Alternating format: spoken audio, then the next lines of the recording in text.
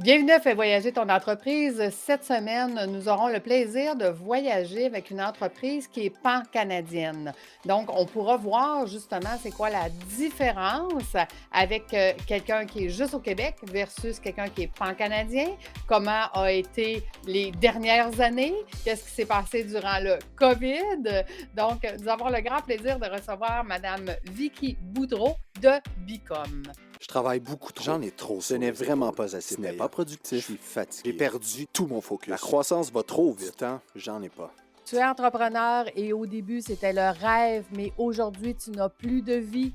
Tu es à la bonne place. Fais voyager ton entreprise, te fera passer d'entrepreneur à chef d'entreprise. Je suis Lucie Bouchard, fondatrice de l'Académie de l'éclosion. Et ici, je vais t'accompagner avec des entrevues, des histoires. Je vais te donner des trucs et astuces. Merci de faire partie de mon univers. Je suis toujours au Je suis travail. fatigué. Je ne m'amuse. Je plus. n'ai plus de Je vie. ne suis plus dans ma zone de génie. Et c'est parti! Bonjour Vicky, comment vas-tu? Bonjour Lucie, ça va très bien. Merci de me recevoir aujourd'hui. Écoute, merci à toi d'avoir accepté mon invitation. C'est super apprécié. Je sais que vous êtes très occupé, donc de prendre du temps, c'est toujours très apprécié. Dis-moi, Vicky, raconte-moi comment c'est arrivé dans ta vie le fait d'être entrepreneur. Mais en fait, moi, je viens de la Côte-Nord. Je viens d'un petit village qui s'appelle Havre-Saint-Pierre. Puis, dès ma plus tendre enfance, j'ai vu mon père démarrer son entreprise dans le domaine des pêches. OK? Il y avait un rêve en tête, il y avait une vision, donc il a décidé de construire son propre bateau de pêche dans la cour arrière de notre maison. Alors que notre maison n'était pas terminée de construire, mes parents Oh! étaient très amoureux. Ma mère n'a absolument rien dit. Elle l'a encouragé. Puis donc, j'ai vu mon père, justement se lancer en affaires. Ensuite de ça, il me traînait à l'usine quand il négociait les prix du poisson. Donc, j'étais plongée dans l'entrepreneuriat très jeune, ce qui m'a amenée à vendre mes propres jouets, Efface et autres au parc vers l'âge de 6-7 ans avec mon petit trailer. J'amenais ça là-bas, puis je convainquais les autres enfants d'acheter, mes jouets, puis je faisais même du papier à lettres à la main, là, que je partais toutes sortes de petites micro-business pour ramasser des sous. Tu as quand même Hem commencé tôt comme entrepreneur, là, on va se le dire, là. Exactement. Ouais, j'ai commencé à travailler comme serveuse. À l'époque, je pense que j'avais 14 ans. Je pense que c'était l'âge légal. Puis ensuite, comme caissière chez Métro, j'ai toujours travaillé, j'ai toujours ramassé mes sous, pour pouvoir, justement voyager, faire des choses, mais ça a toujours été pour moi, j'avais hâte de pouvoir travailler. Donc, dès la sortie de l'école, là, j'ai fait un stage où j'ai rencontré mon associée actuelle, Marie-Noël. Puis on est parti. Elle était déjà en affaires, moi je l'ai rejoint OK. dans une nouvelle entreprise, puis on a parti ça ensemble, Bicom. Ça fait, 16 ans aujourd'hui déjà. Oh, mais quand même, c'est un beau succès parce qu'une entreprise qui passe 5 ans, là, ça veut dire qu'on a passé le plus difficile. Ah ouais, ah ouais, ouais. Mais dis-moi, Vicky, donc, vous êtes qu'est-ce que c'est exactement, Bicom? En fait, on est une agence, pan-canadienne de communication marketing, dont les services principaux qu'on offre, c'est les relations médias, s'assurer que nos, clients, passent à la télé, soit dans les journaux, que les journalistes parlent d'eux dans les magazines et cetera. OK. Il y a tout ce qui a trait au marketing d'influence aussi, dans lequel on est très fort, puis on a commencé, il y a plus de 10 ans, donc les influenceurs, les célébrités. Maintenant, on va parler beaucoup des nano-influenceurs. C'est Oui. des gens qui ont 5 000 abonnés et moins, mais qui sont très, très crédibles auprès de leur entourage. Puis, tout ce qui a trait aux réseaux sociaux en termes de création de contenu, stratégie numérique, gestion de campagne, on a des équipes, on a une trentaine d'employés aujourd'hui dans nos bureaux Wow. de Montréal et Toronto, ouais. Bravo, c'est quand même un beau Merci. succès. Puis écoute, comment vous avez vécu ça, vous autres, le COVID pan-canadien? Est-ce que c'était différent dans les provinces? Ben, en fait, les mesures, fallait toujours valider. J'ai l'impression qu'en Ontario, je sais pas, c'est parce que nos employés habitaient beaucoup dans des tours d'habitation Ouais. où, les gens avaient moins envie de prendre l'ascenseur, des choses comme ça. On a senti beaucoup de ça a été très difficile au niveau de l'isolement des employés, tout ça, mais Mmh. rapidement, nous, ça nous a rapprochés dans la mesure où on s'est mis à faire beaucoup plus de réunions en virtuel. Mmh. Souvent, on était les 2 bureaux séparés, mais là, on OK. s'est mis à faire beaucoup plus de réunions, tout le monde ensemble. Puis ça l'a beaucoup aidé, je trouve. Là, ma gang arrive justement, demain là, pour notre Ouais. meeting annuel à Montréal, mais ça nous a rapprochés, dans ce sens-là. Mais ça a été toute une, ben, comme pour tout le monde, mais nous, ma heureusement, grâce aux subventions, là, on a Ouais. réussi à garder tout notre monde. On n'a pas fait de mise à pied. Donc maintenant, en pénurie de main-d'œuvre, on est content Oui, c'est ça. d'avoir opté pour cette stratégie-là. Des fois, on se félicite après, comme des fois, on se dit: «J'aurais pas dû», mais bon, quand c'est des bons coups, il faut se le dire. Exactement, exactement, oui. Mais tu parles des 2 bureaux, donc vous avez un bureau à Montréal, puis l'autre bureau est à quel endroit? À Toronto, À Toronto, OK. oui, Fait que oui, donc on a une équipe là-bas. mais ça doit être différent quand vous pensez le marketing à Toronto pour les anglophones versus le Québec ici, qui est quand même différent au niveau marketing? Ouais, c'est sûr que pour la plupart des marques, en fait, c'est pas le même, réseau de médias, donc tout ce qui a trait aux journalistes, c'est très différent, mais la plupart des médias anglophones au Canada sont à Toronto. OK. Sinon, tout ce qui est les influenceurs aussi, c'est tout un réseau d'influenceurs qui sont différents. C'est sûr, au niveau de toute la création de contenu, comme nos équipes sont bilingues, c'est facile de pouvoir, travailler dans les 2 langues. Mais c'est sûr que, même dans les relations d'affaires, moi, je trouve que c'est quand même différent. Là, à Mmh. Toronto, c'est très business. On va moins se soucier de comment vont vos enfants et cetera. Hem, puis, à Montréal, c'est beaucoup plus, Heu, Relationnel. ouais, relationnel, convivial, je dirais, mais moi j'aime bien Toronto, c'est rapide, Hein. il y a moins de chit-chat. On va plus directement au point. Oui, oui, oui, c'est ça, tu sais, on va droit au but, là, on veut faire des Exactement, affaires, on est pas là de se faire exactement. des amis, genre, tu sais. Ben, c'est les gens sont super gentils, mais c'est plus direct, disons. Ouais, oui, c'est ça, tout à fait. Ben, tu sais, les sièges sociaux aussi, ça gère différemment, là, quand on parle de grosses boîtes. Mais justement, quel genre d'entreprise, va chez vous? Est-ce que c'est des petites entreprises, des moyennes, des grandes? Je dirais qu'on est plutôt dans la moyenne entreprise, grande entreprise, Mmh. des entreprises, souvent internationales qui sont présentes au Canada, comme le groupe L'Oréal, ch OK. avec qui on a plusieurs contrats sur différentes marques, des marques comme Vans, dans les Mmh. chaussures de skateboard, North Face dans les manteaux, Wonder Bra, dans la mode, dans les OK. sous-vêtements. Donc on a ces grandes marques-là. Après, on travaille avec des entreprises, plus locales, aussi, comme les produits beauté québécois Reversa, Nails Creation, qui sont dans les vernis à ongles aussi, qui est une très belle marque, québécoise qui va très bien. Dans l'alimentation aussi, on a plusieurs projets avec, les Yogos Riviera, Stefano Faita, on a fait une belle campagne dans le temps des fêtes. Donc, on a différents types de projets, de clients, mais beaucoup dans ce qui a trait à l'art de vivre. Donc mode, beauté, OK. alimentation, alcool aussi avec, Saint-Rémy, entre autres, une belle marque française, Et qu'est-ce qui a amené, d'avoir cette diversité-là? Est-ce que c'était difficile de vous faire un nom dans plusieurs secteurs ou ça s'est fait tout seul? Ben, en fait, on a connu une croissance organique, OK. beaucoup au début, mon associé elle venait du monde des communications, mais moi, je venais du marketing. Fait que rapidement, on mesurait les résultats de ce qu'on faisait, ce qui nous différenciait un peu à l'époque des autres boîtes. Aujourd'hui, ça, c'est pas mal standardisé, mais Mmh. on avait une fois, on a eu un beau contrat avec Coca-Cola, puis ensuite, quelqu'un de chez Coca-Cola a parlé de nous à quelqu'un chez Mmh. Johnson& Johnson. Donc là, c'est comme des réseaux où, dans les grandes entreprises, notre nom s'est mis à circuler, puis ça nous a vraiment permis, d'accéder à des appels d'offres, là, d'avoir notre chance de participer à des OK. appels d'offres, super intéressants. Est-ce que tu dirais que c'est la même chose aujourd'hui? Quelqu'un qui partirait en com, tu repartirais une nouvelle entreprise, est-ce que tu penses que ce serait aussi facile avec toutes les nouvelles entreprises qui sont nées, là, depuis le COVID? Ben, en fait, moi, je suis au développement des affaires, là, donc c'est sûr que j'ai j'ai de la facilité à rentrer en relation puis Ouais. à développer des nouvelles relations, mais tu sais, je pense que tout est dans la façon de bien être capable de se présenter, qu'est-ce qui nous différencie des autres, puis aussi Mmh. d'être à l'écoute de ce que les clients ont besoin parce qu'on a beau avoir la meilleure idée du monde, si ça intéresse personne, on n'est pas plus avancé, là. Fait Ouais. que de toujours valider ce sur quoi on travaille, est-ce qu'il y a un intérêt ou non? Comment on peut aider nos clients à bien faire leur travail aussi? On le voit là avec la pénurie de main-d'œuvre que dans les équipes des clients, souvent il y a moins ils ont moins de support, ils ont moins Mmh. les équipes sont réduites. Donc nous, on pose la question: «Comment nous, on peut vous aider Ouais. à passer à travers votre semaine, à avoir les meilleurs résultats pour le trimestre?» On est Mmh. vraiment à l'écoute.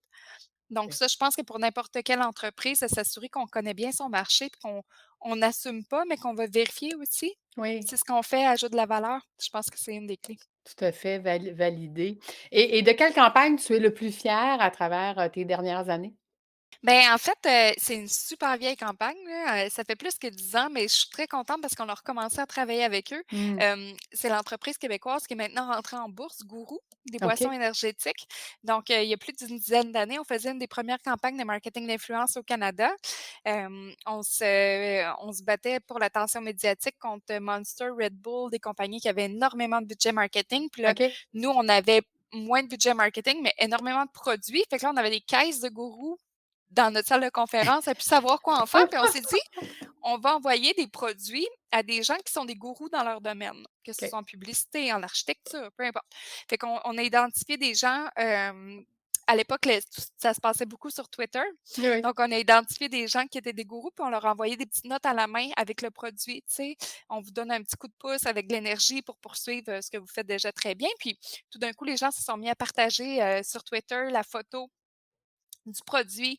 On avait Chuck Hughes en cuisine avec sa gang qui présentait le produit. On avait les fondateurs de Frank Oak, la marque de vêtements, qui étaient sur le coin d'une table en train de partir leur business, qui présentaient le produit. Puis pour moi, c'est beaucoup à ce moment-là que le volet marketing d'influence chez nous est né en OK. retournant dans le relationnel, dans le one-on-one, de mettre le produit dans les mains des bonnes personnes, pas nécessairement de le mettre dans la main des personnes qui ont le plus de gens qui les suivent, mais Ouais. vraiment les bonnes personnes qui les suivent, les passionnés. Donc ça, c'est une belle campagne. Puis je suis très heureuse de dire qu'aujourd'hui, on retravaille avec la marque depuis un mois Oh! à peu près. Puis là, on fait une campagne pan-canadienne où on envoie des produits à plus de 100 nano-influenceurs. OK. Fait que moi, pour moi, ça, c'est un beau cadeau parce que c'est la preuve que c'est une tactique qui fonctionne bien puis qui passe à travers le temps aussi, tu sais? Tout à Donc, fait. non, c'est une des campagnes dont je suis le plus fière, ouais. Dis-moi, pour les plus petites entreprises qui aimeraient ça devenir moyennes, puis Oui! de payer vos services éventuellement, comment on fait pour choisir justement, tu sais, que tu dis bien choisir les influenceurs, mettre dans les mains des bonnes personnes. Comment qu'on peut choisir ces personnes-là?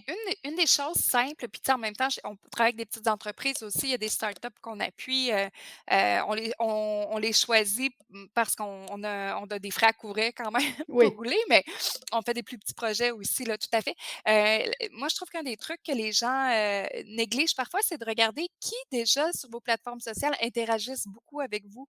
C'est qui vos fans? C'est qui vos clients qui sont déjà actifs? Puis de célébrer ces gens-là, puis de leur envoyer des produits directement en exclusivité ou les inviter à un événement VIP, au lieu d'essayer d'aller convaincre, des gens qui ne vous connaissent pas du tout, de célébrer ceux Mmh. qui sont déjà vos ambassadeurs. Ça, je trouve que c'est une bonne façon de faire. Puis aussi, parfois, de regarder dans votre CRM, si vous avez déjà un CRM où vous suivez vos ventes, puis vous vendez directement aux consommateurs, est-ce qu'il y a des gens, c'est qui vos 10 clients qui achètent le plus dans une Mmh. année? Puis de développer une relation particulière avec eux.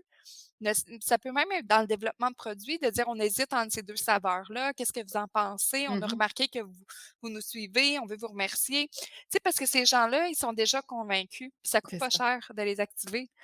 Donc, C'est ça, on fait juste mettre en fait une petite flamme qui est déjà là parce qu'ils nous aiment exactement, beaucoup. puis on leur montre qu'on les voit Oui, aussi, tu sais, qu'on les oui. considère. Non, tout à fait. Quand même intéressant. Donc dis-moi, si tu repartirais aujourd'hui ton entreprise, versus tes premières années, qu'est-ce que tu ferais de différent? Mon Dieu, hey, c'est une bonne question. Je me la suis jamais posée. Ben, honnêtement, moi, je suis super heureuse, là, puis je suis très heureuse de notre succès, fait qu'on dirait que j'aurais tendance à dire: «Je changerais rien du tout». Puis moi, je suis Mmh. chanceuse, j'ai une partner, une associée avec qui je suis depuis 16 ans. Rapidement, on s'est séparés, nos champs d'expertise, puis on se pile pas sur les pieds, c'est génial. En fait, je, euh, je, je souhaite à tout le monde de trouver un associé ou une associée en affaires parce que ça enlève beaucoup de poids sur les épaules. Tu sais, Tout à j'ai des fait. amis autour de moi qui sont seuls euh, en haut de leur tour, là, puis quand Mmh. ça va pas, c'est assez éprouvant. Tandis que nous, quand on est stressé, on n'est jamais stressé pour les mêmes affaires, fait qu'on se tempère. Généralement, c'est jamais en même temps. Ah, ah. Exactement. Mais tu sais, je pense que non, honnêtement, je changerais rien, non. OK. Ben, et c'est drôle parce que dans mes formations, justement, je parlais avec quelqu'un ce matin, puis je lui disais: «La gestion de risque quand on veut choisir un partenaire, puis de bien le choisir, c'est important, tu sais, de faire, ce département-là». Il y a plusieurs Ouais, départements en tant qu'administrateur de son entreprise, mais celui de gestion de risque, surtout quand on veut faire un partenariat, est hyper important. Fait que, tu sais, toi, tu tout à l'as fait. fait, d'instinct, mais tu sais, on peut le faire vraiment beaucoup plus précis, beaucoup plus choisi, là, quand on n'est pas sûr, justement, de la meilleure personne. Donc, c'est super Exactement. intéressant. Où tu vois ton entreprise dans 5 à 10 ans? Mais là, nous, cette année, j'ai eu la chance avec Investissement Québec de faire ma première foire commerciale en mars à Vegas. Ça s'appelait ShopTalk. C'est un trade show de technologie et de détaillants. Fait que nous, OK. on a beaucoup de clients dans le commerce de détail. Fait que c'est intéressant là, de voir avec nos nano-influenceurs tout ça. La réponse a été très, très bonne aux États-Unis. Donc, ça nous amène à penser ouvrir un bureau aux États-Unis d'ici 18 Bravo. mois. Oui, Bravo. merci. Fait que c'est Mmh. la prochaine étape. Ensuite de ça, le programme de nano-influenceur, on va vraiment moi, je vais me concentrer beaucoup, beaucoup là-dessus, là, à grossir ce programme-là, à le pousser, pendant que tous nos autres services, sont entre de très bonnes mains avec les équipes. OK. Moi, je vais vraiment me concentrer là-dessus, là, presque comme sur une division à part, là, OK. de grossir cette banque-là. Ouais, ça Puis va être comment mon projet. comment ça fonctionne, le nano-influenceur? Je veux dire, qui devient puis qui achète ces En fait, nano-influenceurs? les nano-influenceurs, c'est monsieur, madame, tout le monde. Les OK. gens peuvent s'inscrire sur notre site. Je vous invite à si vous nous écoutez, je vous invite à le faire, là, sur le site de bicom.ca. Il y a une section B-Nation, c'est notre programme de nano. Les gens remplissent un formulaire, donc on sait s'ils ont un chat, un chien, un chalet, de l'acné, la peau sèche. On a beaucoup d'informations. Puis nous, on est dans une optique de, on veut que ce soit des informations qui nous sont données de façon volontaire. Oui. On n'espionne pas personne. C'est vraiment une relation qu'on veut créer avec ces gens-là.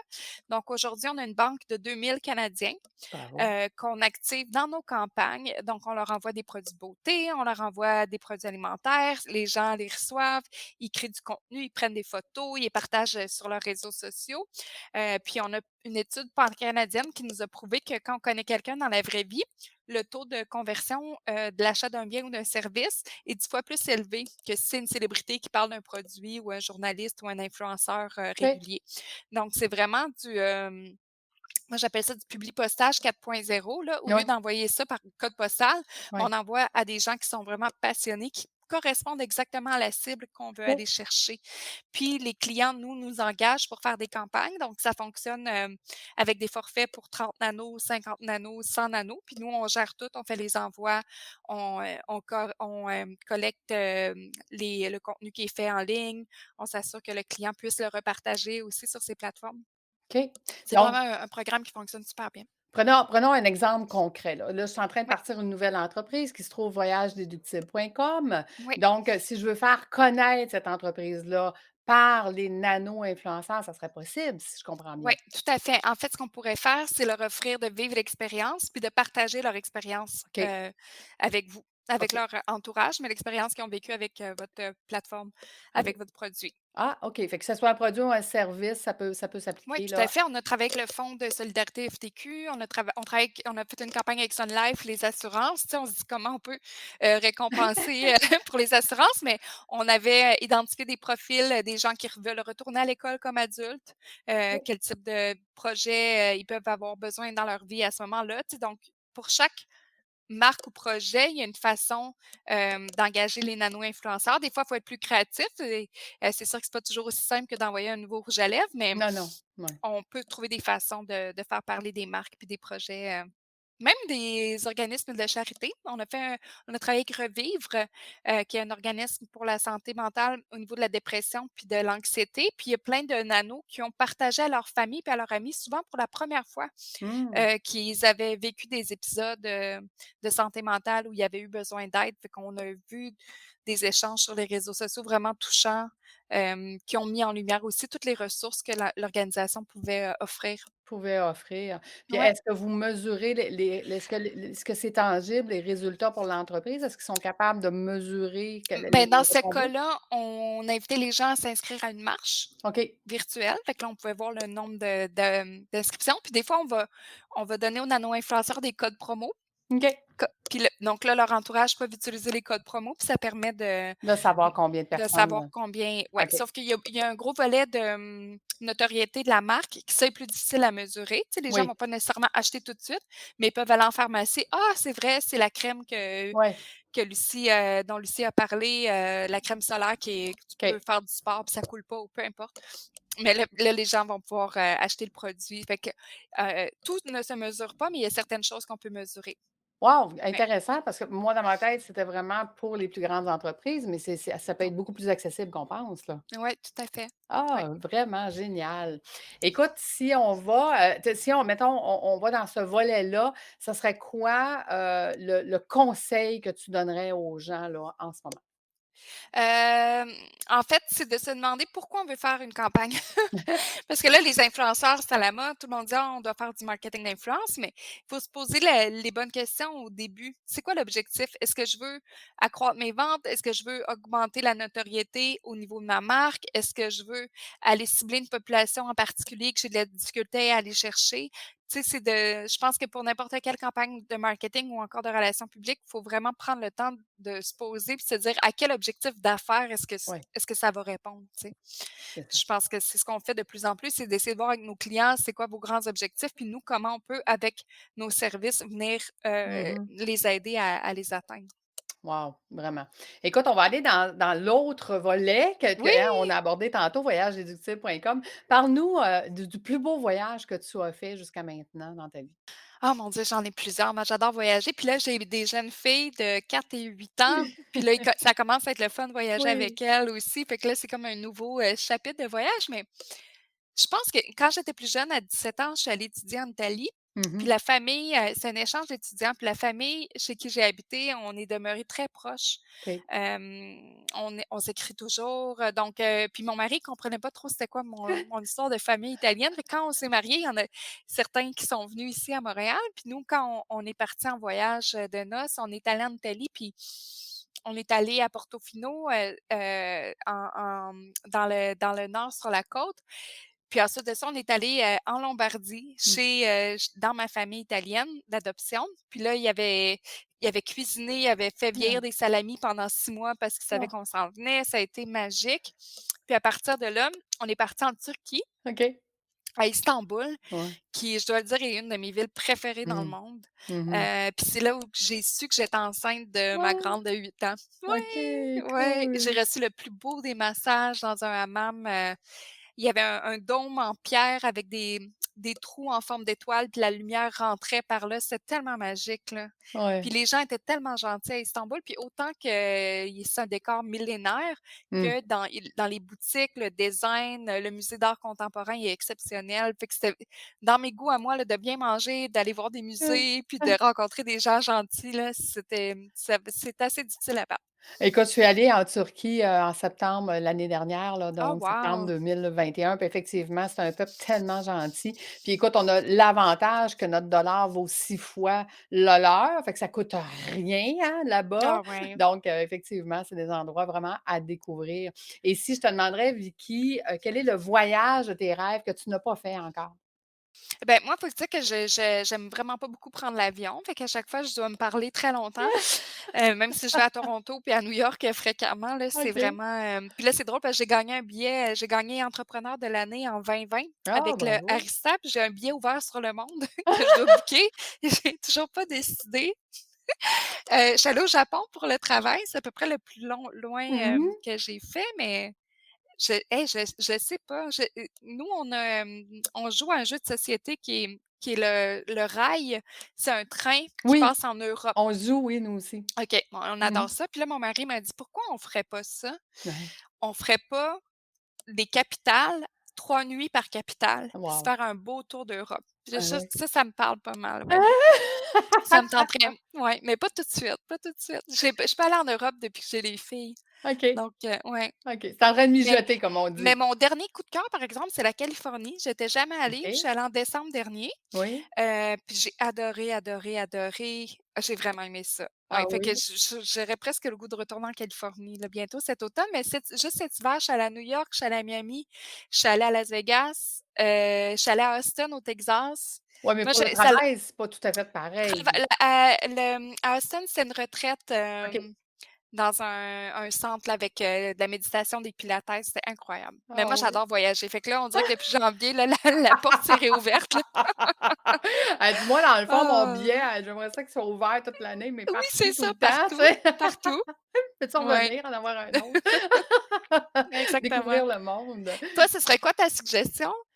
Écoute, moi, c'est sûr que moi puis ma fille, notre rêve, c'est d'aller au Japon, mais Oh tu sais, prendre wow, le temps, là, de se c'est promener au ça. Japon. Tu sais, quand tu fais justement des méditations puis ils disent toujours: «Choisis, ton endroit intérieur où est-ce que tu es Ouais. bien» et moi, c'est un jardin japonais.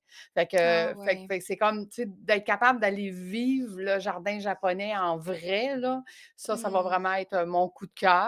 Mais je te dirais que voyageséductible.com, en fait, c'est un développement stratégique enligné avec, ce que moi je désire comme ikigai dans la vie, donc qui est de voyager et d'emmener mes clients en voyage avec moi.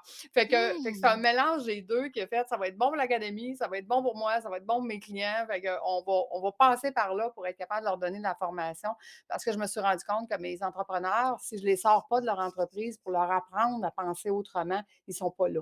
Mais justement, à Austin, j'étais avec un groupe de 20 femmes OK, entrepreneurs américaines. OK. Puis moi, j'ai rangé mon cellulaire pendant 3 jours. J'avais pas fait ça depuis 2008 dans le désert d'Égypte, de pas avoir Puis de signal. Puis ça a été, ça m'a ouais, tellement fait du bien. oui, c'est ça, C'est c'est une ça. bonne idée, une très Fait bonne que, idée. ben, et tu vois, je l'ai vécu au mois de janvier. J'ai emmené des clients, ils sont venus me rejoindre, en fait, en République où est-ce que j'étais. On a travaillé pendant une semaine, puis ils ont réalisé en 3 jours que ce que j'étais en train de leur enseigner pouvait radicalement changer leur vie, puis qu'ils pouvaient justement avoir cette liberté-là, puis regagner le temps.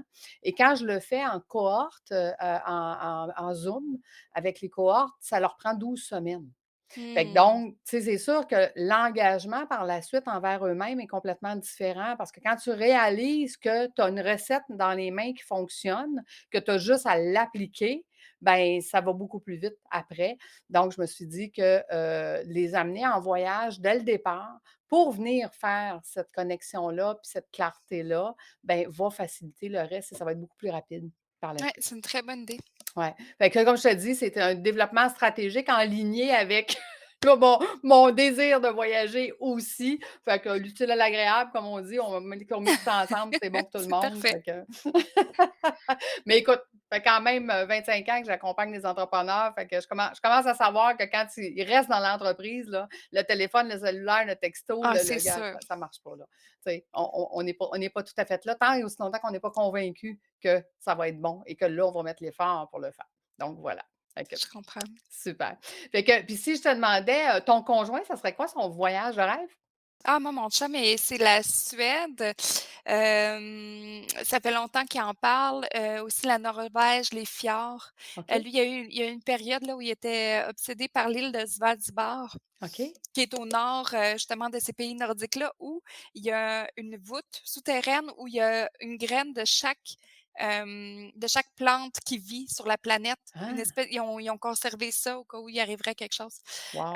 Donc lui, c'est beaucoup là les pays nordiques dans ce coin-là qui l'attirent. Ouais. Ah, tu vois, moi, c'est Mmh. beaucoup plus l'équateur. La chaleur. Tu sais, La chaleur. le froid, là, mon chum, des fois, il me dit: «On va aller faire tu sais, la croisière, En Alaska? dans le nord», là, puis je fais comme: pas tant, ça m'attire pas». Moi qui est toujours gelée anyway, tu sais. C'est comme intéressant. Écoute, Vicky, un grand merci. Merci d'avoir accepté l'invitation. C'était une super entrevue. Ben, merci à toi pour le beau moment. Donc, je te laisse le mot de la fin. Ben, en fait, merci Lucie, je te remercie pour ce temps-là, puis tu m'allumes sur le fait que comme entrepreneur, pour prendre de l'altitude, des fois, il faut vraiment sortir de notre quotidien. Ouais, Puis ça, c'est un cadeau à se faire, que de prendre absolument. quelques jours, de partir ailleurs, puis de couper le téléphone là, avec un système Mmh. d'urgence. Moi, ma famille, elle savait je dormais où, au cas où qu'il y ait vraiment C'est quelque ça. chose qui doit me rejoindre parce qu'on n'a plus assez de ça. Puis pour se reconnecter à soi, puis à ce qu'on a vraiment envie, c'est nécessaire de le faire. Sinon, on est juste dans les opérations sans arrêt, puis on peut plus prendre d'altitude, puis on voit pas où est-ce qu'on s'en va. Moi, je dis tout le temps, quand on a le nez collé sur l'arbre, puis que l'arbre est en feu, on voit pas que c'est la forêt qui est en train de brûler. Ben, si j'essaie d'éteindre mon arbre, la forêt va le brûler, tu comprends? C'est Tandis que quand ça. on recule, puis on voit que c'est la forêt, ben, on peut éteindre la forêt, puis après ça, on peut reconstruire. Donc, c'est important de faire cet arrêt-là, puis de comprendre qu'est-ce qui est en train de se passer, mais surtout où est-ce qu'on veut aller. J'ai toujours dit, si on rêve en noir et blanc, c'est ce qu'on va obtenir. Si on rêve en Ouais, puis des fois, couleur, ça change. Des fois, mmh, on évolue, on change, fait que de absolument. reconnecter avec soi, c'est essentiel. Oui, tout à fait. Donc, un grand merci encore d'avoir été là. Merci aux auditeurs d'avoir été avec nous et nous, on se donne rendez-vous la semaine prochaine. Au revoir tout le monde. Au revoir Vicky.